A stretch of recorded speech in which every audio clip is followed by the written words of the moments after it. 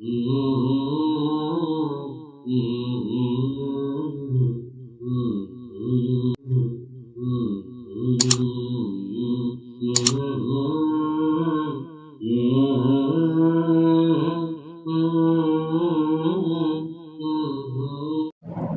و نصلی علی رسولہ الکریم اما بعد فاعوذ باللہ من الشیطان الرجیم بسم اللہ الرحمن الرحیم رب اشرح لی صدری ویسر لی امری واحلل عقدۃ من لسانی یفقہوا قولی اللہم فقہنا فی الدین اللہم انا نسألک علما نافعا وعملا متقبلا ورزقا طیبا اللہم انفعنا بما علمتنا وعلمنا ما ینفعنا وزدنا علما آمین یا رب العالمین۔ السلام علیکم ورحمۃ اللہ وبرکاتہ۔ ناظرین کرام، رمضان ڈائری کے 22ویں روز کا آغاز کرتے ہیں آج میرے سامنے اپنی ڈائری میں لکھنے کے لیے قرآن حکیم سے ایک اور بہت ہی زیادہ اہم آیت مبارکہ موجود ہے، اور یہ آیت ہے سورہ الفاطر کی آیت نمبر 18، جس میں اللہ تبارک و تعالیٰ ارشاد فرماتے ہیں بسم اللہ الرحمن الرحیم وَلَا تَزِرُ وَازِرَةٌ وِزْرَ أُخْرَىٰ وَإِن تَدْعُ مُثْقَلَةٌ إِلَىٰ حِمْلِهَا لَا يُحْمَلْ مِنْهُ شَيْءٌ وَلَوْ كَانَ ذَا قُرْبَىٰ إِنَّمَا تُنذِرُ الَّذِينَ يَخْشَوْنَ رَبَّهُم بِالْغَيْبِ وَأَقَامُوا الصَّلَاةَ وَمَن تَزَكَّىٰ فَإِنَّمَا يَتَزَكَّىٰ لِنَفْسِهِ وَإِلَى اللَّهِ الْمَصِيرُ۔ اللہ تعالیٰ ارشاد فرما رہے ہیں، اور کوئی بوجھ اٹھانے والی جان کسی دوسری جان کا بوجھ نہیں اٹھائے گی، اور اگر کوئی بوجھ سے لدی ہوئی جان اپنے بوجھ کے لیے پکارے گی تو وہ اس کے بوجھ میں سے کچھ بھی اٹھا نہیں پائے گا، اگرچہ وہ قریبی رشتہ دار ہی کیوں نہ ہو۔ اور آپ تو صرف حقیقت میں انہی لوگوں کو ڈراتے ہیں جو بن دیکھے اپنے پروردگار سے ڈرتے ہیں، اور جو نماز قائم کرتے ہیں، اور جو پاکیزگی اختیار کرتا ہے تو وہ اپنے ہی لیے پاکیزگی اختیار کرتا ہے اور اللہ ہی کی جانب لوٹ کر جانا ہے۔ ناظرین کرام، ایک بہت ہی زیادہ اہم آیت مبارکہ آج ہم اپنی ڈائری کے 22ویں صفحے پر لکھیں گے، جس میں اللہ تبارک و تعالیٰ ارشاد فرما رہے ہیں وَلَا تَزِرُ وَازِرَةٌ وِزْرَ أُخْرَىٰ، کہ نہیں اٹھائے گی کوئی جان کسی دوسرے کا بوجھ، یعنی کوئی بوجھ اٹھانے والی جان کسی دوسری جان کا بوجھ نہیں اٹھائے گی۔ اور یہ کب ہوگا؟ قیامت والے دن، کیونکہ آج اس دنیا کی زندگی میں تو ہم ایک دوسرے کے بوجھ اٹھا لیتے ہیں، آج اس دنیا کی زندگی میں تو ہم ایک دوسرے کے بوجھ ہلکے کر دیتے ہیں۔ مثال کے طور پر اگر ہم کہیں شاپنگ کے لیے جائیں، کہیں گروسری کے لیے جائیں، تو جو بھی ہمارے ساتھ ہو، ہمارے ماں باپ بہن بھائی، وہ ہمارے ہاتھوں سے آگے بڑھ کر تھیلے پکڑ لیتے ہیں، یا کبھی ہم انہیں کہہ دیتے ہیں کہ بس اب باقی تم پکڑ لو، میرے بازو تھک گئے ہیں۔ تو آج تو ہم اپنے بوجھ اس طریقے سے بانٹ لیتے ہیں، اپنے بوجھ ہلکے کر لیتے ہیں، لیکن قیامت والے دن ہم اپنے بوجھ نہیں بانٹ سکیں گے، اور کوئی ہمارا بوجھ اٹھانے کو تیار نہیں ہوگا۔ اللہ تبارک و تعالیٰ ارشاد فرما رہے ہیں وَإِن تَدْعُ مُثْقَلَةٌ إِلَىٰ حِمْلِهَا، کہ اگر کوئی بوجھ سے لدی ہوئی جان پکارے گی اپنے بوجھ کے لیے لَا يُحْمَلْ مِنْهُ شَيْءٌ، تو وہ اس میں سے کچھ بھی اٹھا نہیں سکیں گے۔ مِنْهُ شَيْءٌ، ادنا سا بھی بوجھ، تھوڑی سی بھی چیز، کچھ بھی ہلکا نہیں کر سکیں گے۔ اور ناظرین کرام، یہاں جس خاص بوجھ کی بات ہوئی ہے، جس خاص بوجھ کا ذکر ہوا ہے، وہ بوجھ ہے گناہوں کا، کہ قیامت والے دن کوئی جان کسی دوسرے جان کے گناہوں کا بوجھ نہیں اٹھائے گی۔ منہ شیء، کچھ بھی ذرا سا بھی اس سے ہلکا نہیں کر سکیں گے۔ وَلَوْ كَانَ ذَا قُرْبَىٰ، اگرچہ وہ قریبی رشتہ دار ہی کیوں نہ ہوں۔ یعنی ہر انسان کو جو کچھ اس نے کمایا ہوگا، جو بوجھ اس نے گناہوں کا اپنے لیے جمع کیا ہوگا، وہ اسے خود ہی اٹھانا پڑے گا، کوئی اس کی مدد نہیں کر سکے گا، اگرچہ وہ قریبی رشتہ دار ہی کیوں نہ ہو۔ حضرت اکرمہ رضی اللہ تعالی عنہ نے اس آیت کی تفسیر کرتے ہوئے کہا کہ اس روز ایک باپ اپنے بیٹے سے کہے گا کہ بیٹا، کیا میں دنیا میں تیرا شفیق اور مہربان باپ نہیں تھا؟ تو وہ بیٹا اپنے باپ سے کہے گا کہ کیوں نہیں، آپ نے ہم پر بڑے احسانات کیے اور ہمارے لیے بڑی تکالیف اٹھائیں اور ہماری خاطر سب کچھ کیا، اپنا سب کچھ ہم پر لٹا دیا۔ تو اس کا باپ اپنے بیٹے سے کہے گا تو پھر بیٹا، آج میں تمہارا محتاج ہوں،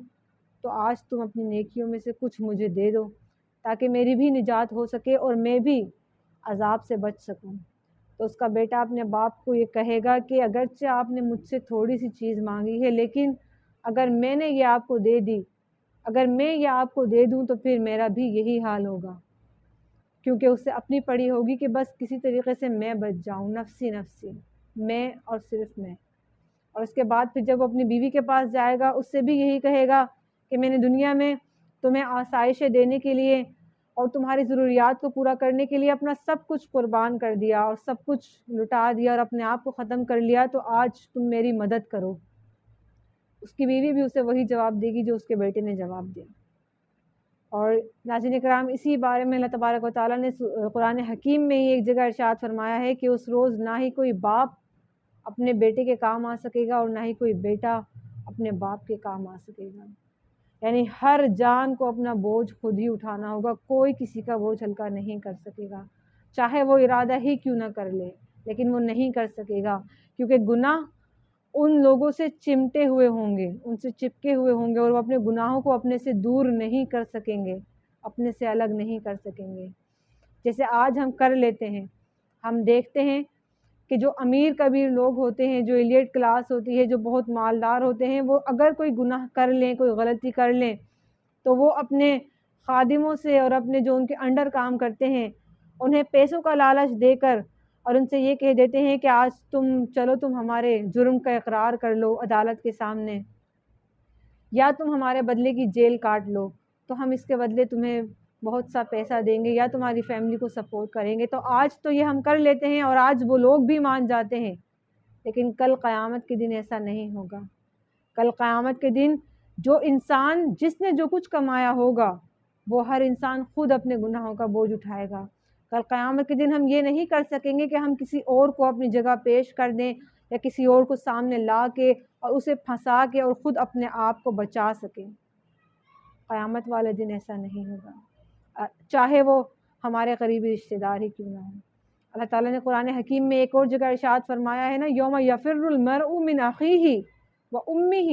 و ابیہ و صاحبتہ و بنیہ، کہ اس روز انسان بھاگے گا اپنے بھائی سے، اپنی ماں سے، اپنے باپ سے، اپنی بیوی سے، اپنی اولاد سے۔ کوئی کسی دوسرے کا بوجھ ہلکا نہیں کر سکے گا۔ یعنی انسان کھڑا ہے اپنے بوجھ اٹھا کر، اپنے گناہوں کا بوجھ اٹھا کر، اور اس کے سامنے سے اس کی ماں گزر رہی ہے، اس کا باپ گزر رہا ہے، اس کے بھائی بہن بیوی بچے سب گزر رہے ہیں، اور وہ پکار رہا ہے مدد کے لیے کہ کوئی میرا بوجھ ہلکا کر دے،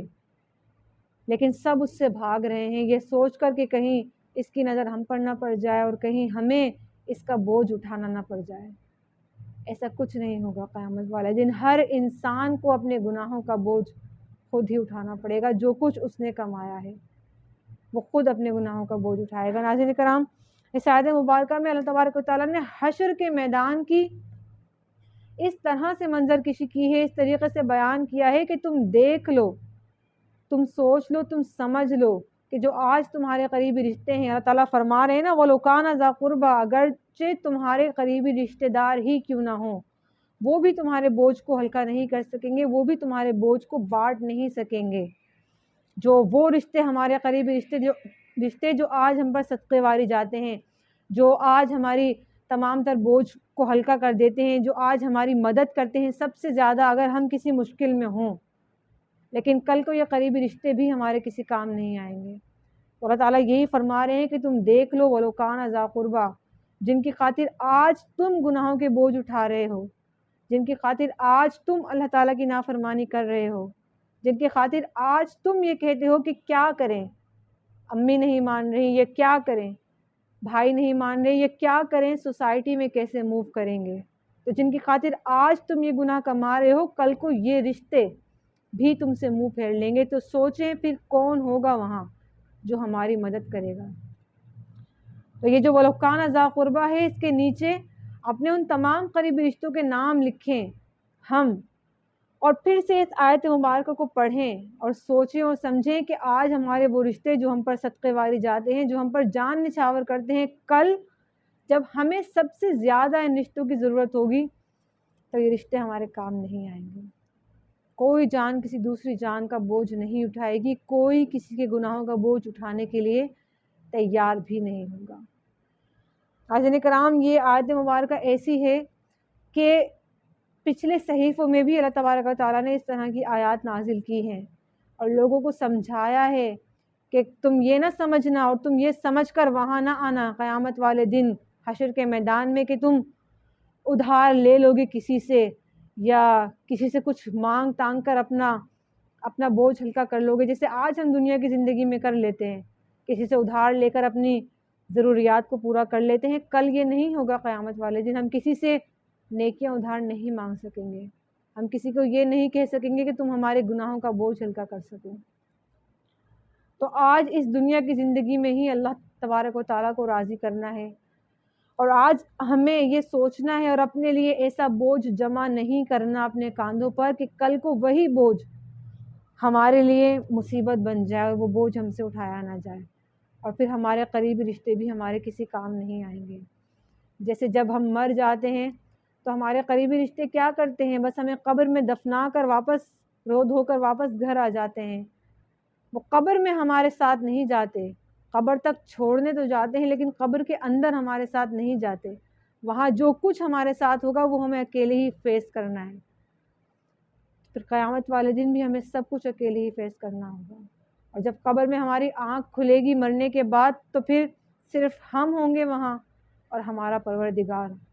تو ہمیں اپنے پروردگار کو آج اسی دنیا کی زندگی میں راضی کرنا ہے اور اپنے کاندھوں سے بوجھ ہلکے کرنے ہیں گناہوں کے، اور اللہ تبارک و تعالیٰ سے یہ دعا کرنی ہے کہ اللہ تبارک و تعالیٰ ہمیں ایسے گناہ کرنے سے بچا لے کہ جو ہمارے لیے آخرت والے دن مصیبت اور مشقت کا باعث بن جائے۔ اور آگے اللہ تعالیٰ ارشاد فرما رہے ہیں انما تنذر الذین یخشون ربهم بالغیب واقاموا الصلاۃ، اور آپ در حقیقت صرف انہی لوگوں کو ڈراتے ہیں جو بن دیکھے اپنے پروردگار سے ڈرتے ہیں، یعنی کہ جو غیب پر ایمان رکھتے ہیں اور جو نماز قائم کرتے ہیں اور جو پاکیزگی اختیار کرتے ہیں، ومن تزکیٰ فإنما یتزکیٰ لنفسہ، اور جو کوئی پاکیزگی اختیار کرتا ہے تو وہ اپنے ہی لیے پاکیزگی اختیار کرتا ہے، وإلی اللہ المصیر، اور اللہ تعالیٰ ہی کی طرف لوٹ کر جانا ہے، وإلی اللہ المصیر، اور اللہ تعالیٰ ہی کی جانب لوٹ کر جانا ہے۔ تو اس چیز کو سمجھ لیں کہ جب ہم اللہ تبارک و تعالیٰ کی جانب لوٹ کر جائیں گے تو ہم کس حال میں ہوں گے، اور ہم کیا اللہ تبارک و تعالیٰ کو فیس کرنے کی پوزیشن میں ہوں گے، اور ہمارے گناہ ہمیں کیا اس قابل چھوڑیں گے۔ تو آج اپنے گناہوں کے بوجھوں کو ہلکا کر لیں۔ ناظرین کرام، یہی اہم آیت ہم اپنی رمضان ڈائری کے 22 پیج پر لکھیں گے اور اللہ تعالیٰ سے دعا کریں گے کہ اللہ تعالیٰ ہمیں اپنی آیات کا سچا فہم عطا فرما دیں۔ آمین ثم آمین، وآخر دعوانا الحمد للہ رب العالمین۔ السلام علیکم ورحمۃ اللہ وبرکاتہ۔